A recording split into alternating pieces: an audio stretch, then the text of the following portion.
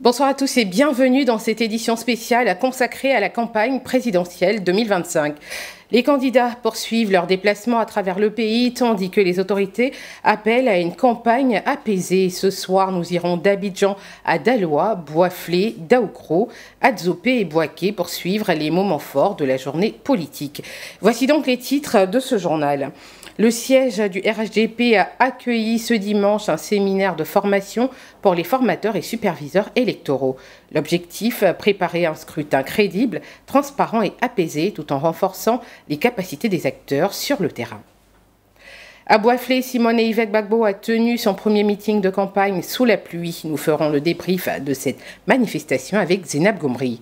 À Daoukro, les équipes d'Henriette Lagou finalisent les derniers réglages pour le lancement officiel de sa campagne. Le quartier général du parti s'active pour mobiliser militants et sympathisants alors que la candidate s'apprête à présenter son projet de société et ses engagements pour la région.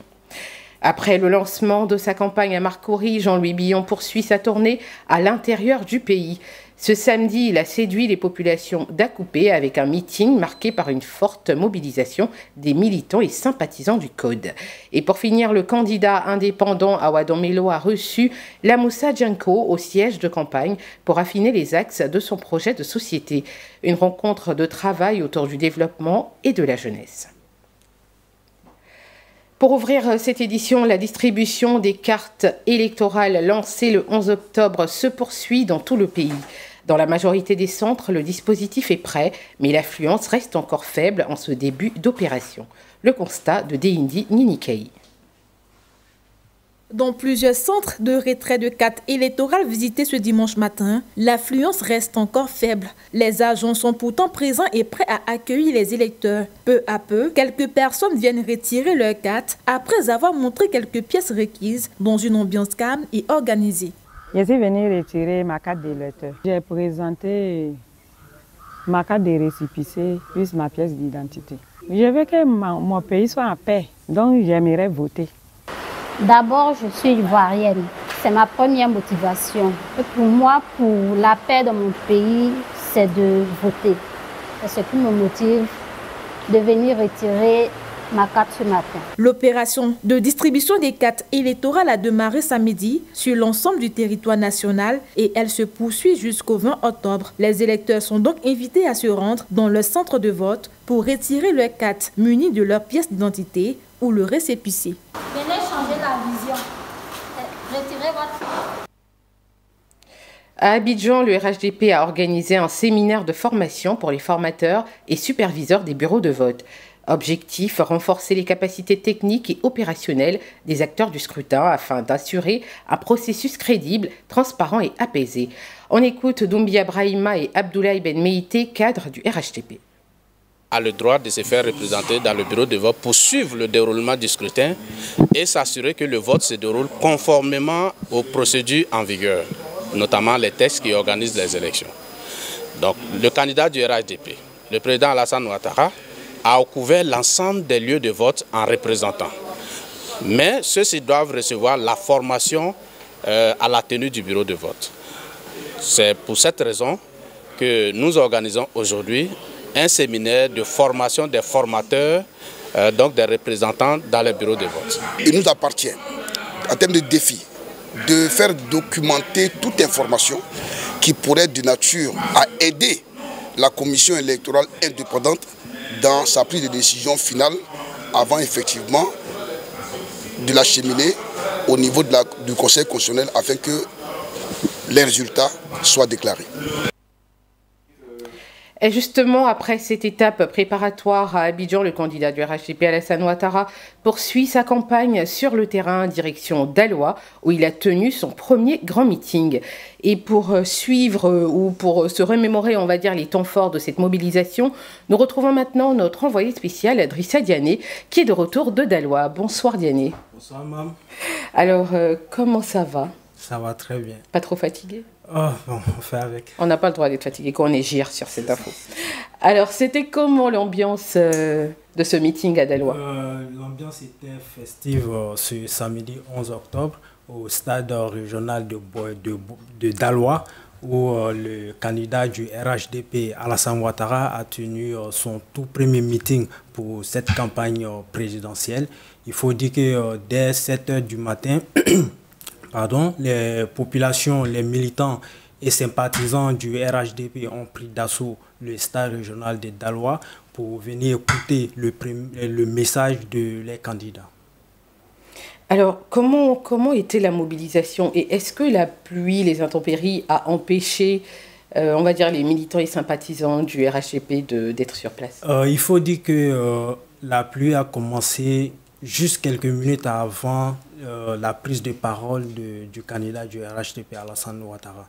Et quand la pluie a commencé, les militants sont restés. Ils ont écouté le message de les candidats du début jusqu'à la fin. Donc on peut dire que malgré la pluie, les militants sont restés mobilisés et sont restés sur place pour écouter, comme on appelle, le message qui devrait être livré par le candidat Alassane Ouattara. Donc la pluie n'a pas impacté du tout ce premier meeting. Alors, est-ce qu'il y a quelque chose que nous n'avons pas vu, on va dire, dans les images? Est-ce que quelque chose vous a marqué pendant la préparation ou après ce meeting? Après et avant et après. Avant, c'était d'abord le vendredi 10 octobre, avant l'arrivée d'Alassane Ouattara. Il a été précédé par son épouse, Madame Dominique Ouattara, qui a tenu plusieurs activités à Daloa le vendredi. Elle a fait des dons aux femmes de Daloa d'une valeur de plus de 500 millions de francs CFA. Et en plus de cela, elle a fait un don de 12 millions en numéraire aux femmes de Daloa pour leur autonomisation. Et après le meeting, il faut dire que malgré la pluie, cette forte pluie qui s'est abattue sur la ville de Daloa, les militants sont restés sur place en train de danser. Franchement, c'était extraordinaire. On dirait qu'il ne pleuvait pas, ils sont restés là, même après le discours d'Alassane Ouattara, ils ne sont pas partis, ils sont restés sur place pour faire la fête. Très bien, merci beaucoup Diané pour ce point. Merci maman. Et courage pour la suite, Merci. vu que ce n'est pas encore fini. Merci, c'est ça. Alors, à quelques centaines de kilomètres de là, une autre figure politique faisait également le plein de partisans. Malgré une pluie persistante, les partisans de Simone et Yves Gbagbo sont restés mobilisés à Boisflé. Et pour nous raconter l'ambiance sur place et les temps forts de ce premier meeting, notre envoyé spécial, Zénab Gombri, est aussi avec nous sur ce plateau. Bonsoir Zénab. Bonsoir, Mme. Alors, comment s'est passé ce premier meeting? Comment s'est-il déroulé? Alors, il faut dire qu'au niveau de Boisflé, ça a commencé déjà dès le vendredi. Voilà, la candidate du MGC est arrivée dans l'après-midi, le vendredi, aux alentours de 15 h. Et les femmes déjà de Boisflé étaient mobilisées au niveau du centre culturel. Elles ont fait la fête, elles sont restées toute la journée jusqu'à 18 h. Elles ont rencontré la candidate du MGC avant même que le lancement. Donc ça même déjà, c'était le vendredi que l'ambiance a commencé à Boisflé. Très bien. Et est-ce que l'affluence était au rendez-vous malgré les intempéries? Parce qu'il a aussi plu à Boisflé. Oui, c'est vrai. Il a plu aux environs de 9 h. Mais la population était déjà sur place, les militants étaient déjà là. Et malgré la pluie, ils sont restés. Ils sont restés malgré la pluie. Ils ont attendu. La candidate n'était pas encore sur place pendant qu'il pleuvait. Mais les militants continuaient même de venir sous la pluie. Et ils sont restés, ils ont attendu la candidate jusqu'à son discours. Et vous, principalement, qu'est-ce qui vous a marqué dans la préparation et ou dans l'organisation de ce premier meeting? Alors, ce qui nous a marqué disons, dans la préparation, moi, je dirais que ce sont les bénévoles. Il y a eu beaucoup de bénévoles qui étaient là, qui ont assuré non seulement la sécurité, mais qui ont tenu aussi à garder l'environnement propre, qui ont pris soin de nettoyer, que ce soit les chaises et tout, après la pluie et après aussi le meeting. Il faut dire que vraiment, moi, ça m'a vraiment marqué. Ouais. Merci beaucoup à toi aussi, Zénab.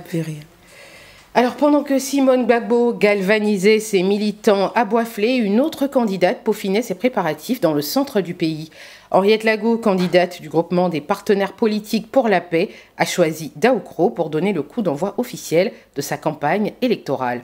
Entourée des chefs de famille, de cadres de son parti et de ses partisans, elle a présenté son agenda national, plaçant sa démarche sous le signe de la paix, de la réconciliation et de la cohésion sociale. Ces équipes s'activent d'ailleurs pour une mobilisation massive lors du lancement officiel prévu lundi. Nos envoyés spéciaux Pierre Thiebi et Fatou Kaloga nous en disent plus depuis Daoukro. Bonsoir Mam, nous sommes en direct depuis Daoukro. Il faut dire que pour ce troisième jour de campagne, la candidate du groupement des partenaires politiques pour la paix, Henriette Laroux, a rencontré ce 12 octobre dans cette ville les différents chefs de famille. Au menu de cette discussion, les préparatifs pour le lancement officiel de sa campagne qui est prévu le 13 octobre, demain lundi. Ensuite, la candidate prendra la route de Kwasi-Kwasi-Kro et le mardi 14 octobre, elle doit se rendre à Dimbokro et Bokanda. Mam, c'est tout ce qu'on a pour cette journée de la candidate Henriette Laroux du groupement des partenaires politiques pour la paix pour cette élection 2025. Et pendant ce temps, un autre candidat sillonne sans relâche les régions de l'intérieur pour convaincre les électeurs. Après le lancement de sa campagne à Marcory, Jean-Louis Billon a poursuivi sa tournée à Akupé. Ce samedi, il a séduit les populations avec un meeting marqué par une forte mobilisation des militants et sympathisants du Code. Une démonstration de force qui confirme sa stratégie de proximité avec les populations rurales. Nous sommes ici à Agbaou, sous-préfecture d'Adzopé, une localité située à environ 139 km d'Abidjan, venu assister au premier grand meeting du candidat Jean-Louis Eugène Billon à l'intérieur du pays. Ce déplacement à Agbaou marque une étape assez symbolique pour le candidat Jean-Louis Eugène Billon qui entend aller au contact des populations de l'intérieur du pays afin de présenter sa vision pour la Côte d'Ivoire. Il a été retenu heureux. C'est pour ça on l'accompagne pour que au soir du 25, il soit le candidat victorieux. Voilà. Que pensez-vous du projet véhiculé par votre candidat? Ce projet, bon, en tout cas, il a de bons projets pour la jeunesse. Moi, je viens d'Aféry. En tout cas, il a le côté jeunesse où il parle de la Côte d'Ivoire pour les Ivoiriens d'abord. Voilà. Les Ivoiriens d'abord, c'est-à-dire pour les jeunes qui n'ont pas encore du travail, puissent avoir un travail. Et aujourd'hui, il emploie plus de milliers de personnes, et ça c'est ce que nous avons besoin. Et ce candidat, j'espère qu'après la victoire, tous les jeunes seront autour de lui pour Côte d'Ivoire. Voilà. Représentez-vous. Il y a pas de n'importe. Voilà, je suis commercial. Franchement dit, c'est un monsieur qui est gentil, qui aime les jeunes, qui aime les mamans. Franchement, en tout cas, on est contente. Moi, je suis là, je suis contente de rester derrière Jean-Louis Billon. En tout cas, c'est mon papa, c'est un monsieur que j'adore. Puis, je ne peux jamais l'oublier. En tout cas, je suis fière de lui. Bonjour, monsieur. Bonjour. Bonjour, monsieur. Comment tu t'appelles? Je suis au nom de Achala Saint-Maro Junior. Ok, Junior, qu'est-ce qui t'a amené à participer à ce meeting? C'est vraiment dit, Jean-Louis Billon, c'est mon leader. Et moi, étant un jeune, j'ai beaucoup pensé à Jean-Louis Billon. Et moi, il me suis dit que grâce à Jean-Louis Billon, nous pouvons avoir la réussite. Raison pour laquelle il a son meeting ici à Baouké, je me suis déplacé. Qu'est-ce que tu attends de Jean-Louis Billon? Jean-Louis Billon, nous on souhaite à ce qu'il devienne président pour la Côte d'Ivoire. Et si lui il est président, nous les jeunes on sait qu'on va souffrir. Notre souffrance va cesser. Donc ouais, je suis de son côté, c'est mon idole. Je l'aime très bien. Jean-Louis Billon, rien. Et on termine ce tour de l'actualité politique avec un candidat indépendant qui affine les contours de son programme. Ce dimanche, le siège de campagne du candidat Awadon Melo a accueilli Lamoussa Djanko pour une séance de travail stratégique. Les deux personnalités ont échangé sur les grands axes du programme de campagne et sur les priorités de développement à inscrire dans le projet de société. On écoute Awadon Melo au micro de Constant Abiyou. Bien, on a fini le lancement. Et lors de ce lancement, on a présenté le programme de gouvernement. Il est bien évident qu'il faut que ce programme de gouvernement là soit connu sur toute l'étendue du territoire et que ça constitue le nouveau logiciel de pensée des Ivoiriens. Par conséquent, nous devons aborder la deuxième étape, à savoir l'organisation pratique sur l'ensemble du territoire et comment faire connaître l'ensemble de ces idées novatrices-là à l'ensemble de la population. Tel est l'objet essentiel du travail. Et en même temps, nous devons apprécier l'environnement. Nous devons apprécier l'environnement pour essayer de voir dans quelle mesure on peut adapter notre stratégie par rapport à cet environnement-là. Après ce tour de l'actualité politique, on reçoit maintenant Daniel Kodjo, qui tous les soirs, pendant cette période de campagne, anime le débat de la campagne. Bonsoir Daniel. Bonsoir Mam. Alors, qu'en est-il du débat de ce soir ? Alors, aujourd'hui, malheureusement, on ne pourra pas faire de débat, mais il y a une raison qui explique cela.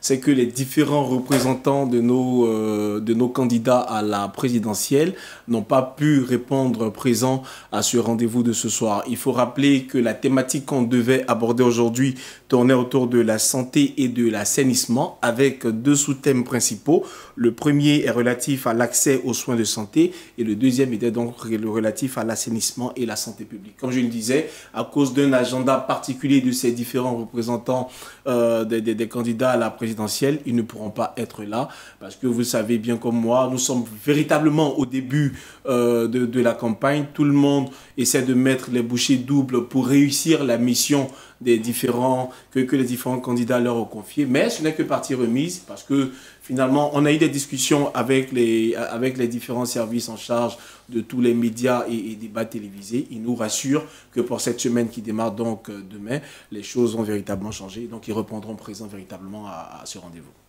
Très bien, merci Daniel. Mais tu restes avec nous pour la rubrique fact-checking et c'est maintenant.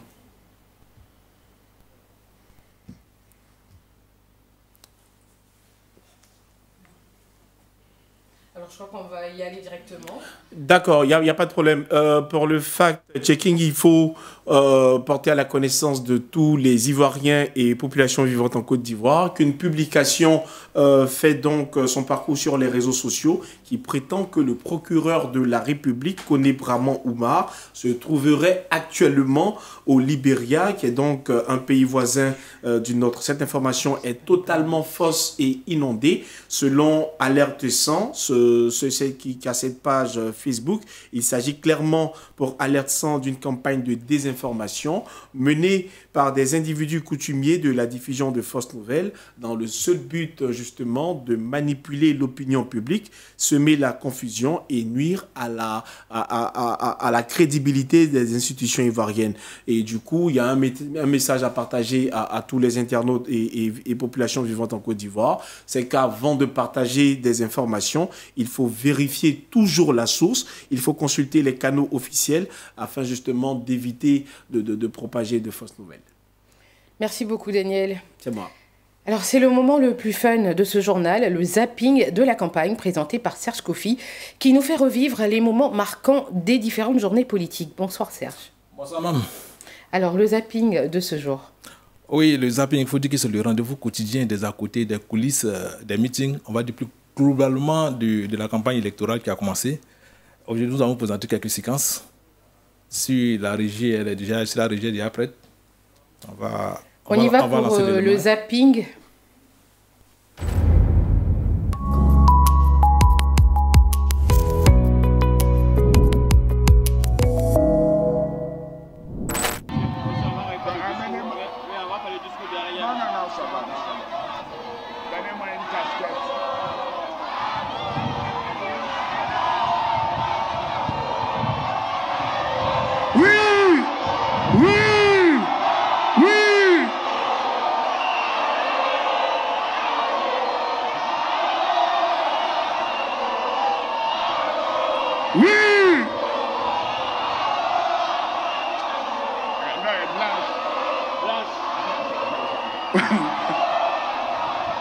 Encore plus fort.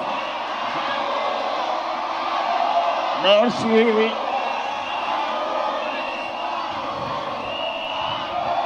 Merci, merci, merci.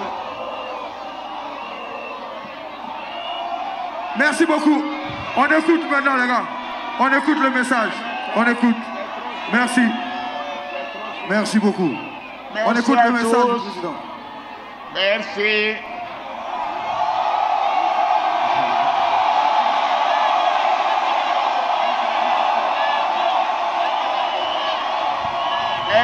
Est-ce que vous m'entendez?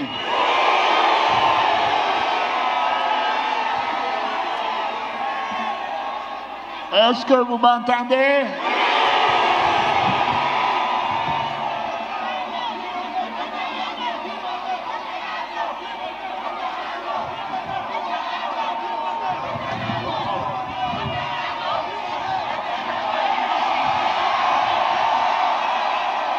Ayoka! Ayoka! Ayoka! Anio! Anio! Anisle!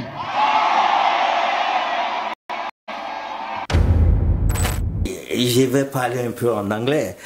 Lorsque le président Barack Obama en 2008 était candidat aux États-Unis, en USA, il dit « Yes, we can ». Nous, on ne dira pas « Yes, we can ». Vous direz quoi? We will say « Yes, we did, we have already done ». Oui, nous l'avons fait, nous l'avons déjà fait.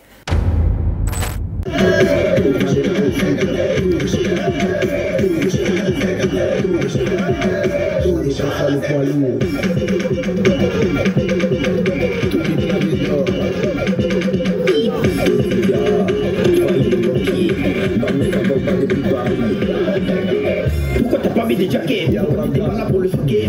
Dans les skis, la machine, faut t'habiller quelque chose pour les choquer. Faut faire il faut faire les mines dans les bidonvilles. Marie-Lou, tu vas te les mines, faut faire la mine dans les ennemis. C'est un seul produit qui a fait ça. C'est-à-dire qu'on n'a même pas besoin de l'État pour dire non, on va construire. Non, le pays a des ressources. I know what I'm talking about.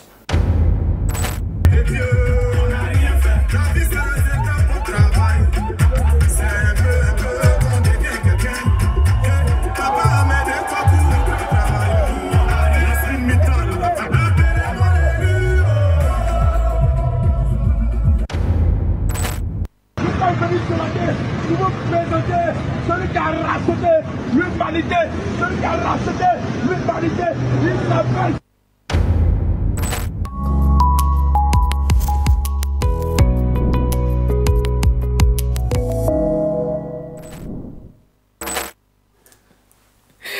Alors Serge, on fait un petit résumé. Oui, c'est cela. La première séquence, on a vu qu'il y avait les intempéries qui se sont invitées en ce début de campagne pour la plupart des candidats. Il y a un grand vent qui a soufflé sur Daloa avant le meeting du candidat Alassane Ouattara, un vent qui a failli décoiffer le président et même emporter la tonnelle sous laquelle il était assis, sur laquelle il devait délivrer son message. Alors, sur la seconde séquence, on a vu, nous avons reçu, sur notre plateau ici, nous avons reçu le représentant d'une candidate qui nous a gratifié d'euphorie lyrique en anglais, comme pour dire que tous les moyens, toutes les langues sont bonnes pour véhiculer son message, pour décliner le programme du candidat. Mais puis, on note aussi que le président a parlé en anglais. Est-ce que ça veut dire qu'il faut parler l'anglais pour... Le président, je crois qu'il a plutôt parlé en BT. C'est plutôt en BT. Non, il a eu des phrases en anglais aussi. Ah, ouais, d'accord. J'ai cru entendre Ayuka, je crois qu'il suffit bonne arrivée, comme ça, bonjour en BT. Non, je crois que c'est pas dans cet extrait-là qu'elle veut dire ça, dans le plus long discours du président. Ah, ok, d'accord. Et puis, il y a une autre séquence, on a vu que Simone Gbagbo et Blé Goudé ne sont pas seulement que des politiques, ils sont aussi des bons chorégraphes. Et puis, la toute dernière séquence, on a vu, à l'appel des deux partis du Front commun, les militants sont descendus dans la rue hier à Abidjan et dans d'autres villes de l'intérieur du pays. On a vu une personne, qui était habillée comme un marcheur. On va dire un présumé marcheur, mais bon, en fait, qui en profitait aussi de l'occasion pour prêcher la bonne parole de l'évangile aux policiers qui passaient. Non, on a vu un message au-dessus qui disait « Il ment, il était sorti marcher ». C'est cela. Bon, après, toutes les stratégies sont bonnes pour ne pas se faire arrêter, on va dire ça comme ça. C'est cela, même. Merci beaucoup, Serge, alors, pour ce zapping. Je t'en prie. Rendez-vous demain. Oui, demain. Toujours pour le zapping. Oui, avec d'autres images encore. Puis, hilarante. On attend toujours ce rendez-vous avec impatience. Vous aurez rendez-vous demain avec Daniel Kodjo pour le débat de la campagne, mais toujours demain pour le journal de la campagne avec Ashley Duprat. Voilà qui met donc fin à ce journal. Merci à toutes nos équipes de reportage pour leur travail sur le terrain et merci à vous de continuer de nous suivre. Très bonne soirée sur cette info.